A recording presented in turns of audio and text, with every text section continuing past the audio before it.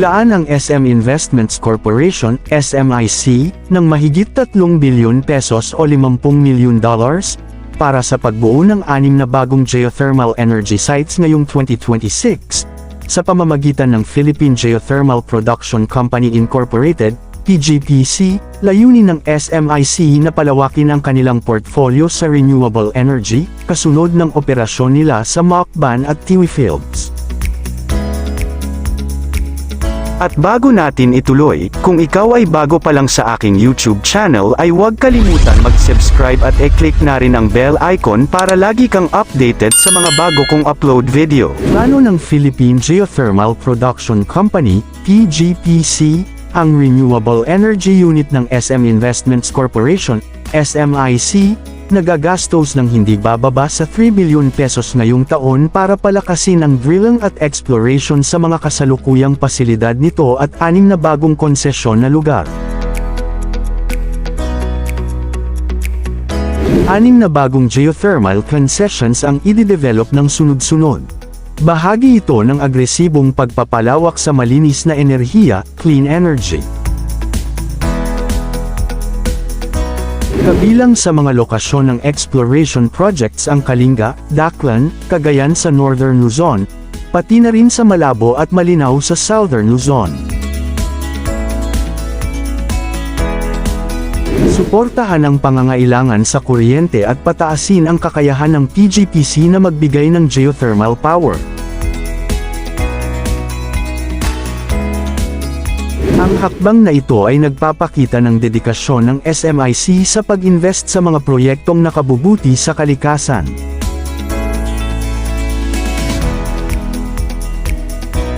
Target ng SMIC na magdagdag ng 300 megawatts MW ng renewable baseload power para sa Luzon grid.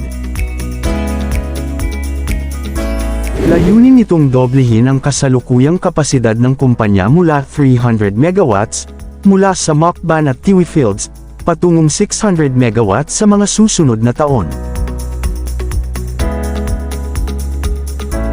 Bahagi ito ng mas malawak na estratehiya ng SM Group na suportahan ang target ng gobyerno na gawing 35% ang renewable energy sa bansa pagdating ng 2030. Sasagawa ang pagdevelop ng bawat site ng paisa-isa o one at a time. Nagsimula na ang drilling sa Mount Malinaw sa Albay at susunod na ang operasyon sa Mount Labo sa Camarines Norte. Ayon kay SMIC CEO Frederick Diboncio, inaasahang aabutin ng halos 5 taon ang buong proseso mula sa pag-drill hanggang sa tuluyang operasyon ng bawat geothermal steam field. Makakatulong ang mga proyektong ito na mabawasan ang panganib ng kakulangan sa supply ng kuryente sa Luzon. Inaasahang magbibigay ang mga bagong planta ng mahigit 2,000 na trabaho para sa mga lokal na residente sa loob ng susunod na ilang taon. Palakasin ang produksyon ng malinis na enerhiya, renewable energy, at suportahan ang power grid ng bansa sa pamamagitan ng pag-drill ng mga bagong balon at eksplorasyon.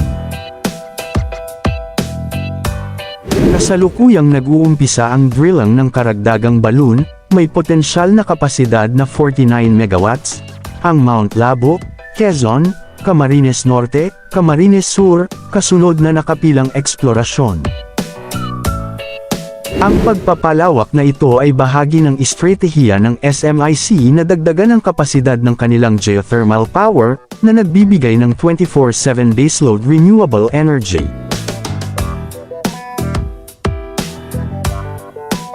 Ayon kay SMIC President at CEO Frederick Diboncio, ang hakbang na ito ay nagpapakita ng agresibong pagtulak ng grupo sa renewable energy sector. Binibigyang diin ng SMIC na ang geothermal ay isang baseload, renewable energy, ibig sabihin, ito ay gumagana 24/7 at maaasahan kumpara sa solar o wind.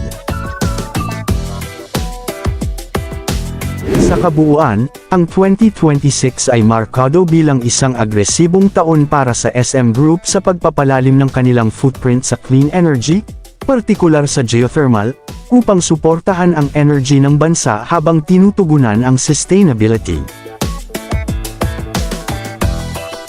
May mga aktibong pag-aaral at eksplorasyon sa iba't ibang parte ng bansa, tulad ng sa Kalinga, Bontoc, at Mindoro para dagdagan ang kasalukuyang kapasidad. Ang enerhiyang geothermal ay nananatiling napaka-importante sa Pilipinas ngayong 2026, dahil ito ang isa sa mga pangunahing source ng malinis at maaasahang kuryente, baseload, na hindi nakadepende sa panahon o sa pabago-bagong presyo ng imported na gasolina. Ang Pilipinas ay consistent na kabilang sa top producers ng geothermal energy sa buong mundo. Nananatiling isa sa mga pinaka-importanteng haligi ng energy security at sustainability ng Pilipinas ang geothermal energy.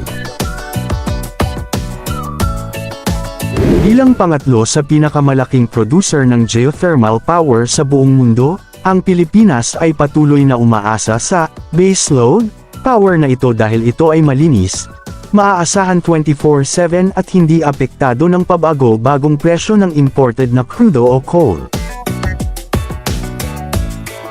Dahil sa pag-aalsa ng presyo ng crudo sa mundo, ang paggamit ng sariling init mula sa bulkan ng Pilipinas ay nagbibigay ng energy na hindi maaga ng ibang bansa. Ang krisis sa langis ngayong buwan ng 2026, na dulot ng tensyon sa Middle East, ay nagdulot ng matinding pagtaas ng presyo ng crudo at bilihin sa Pilipinas, dahil 78% ng supply ay mula sa Middle East. Ang bansa ay nakaranas ng matinding epekto sa logistika at inflationary pressure.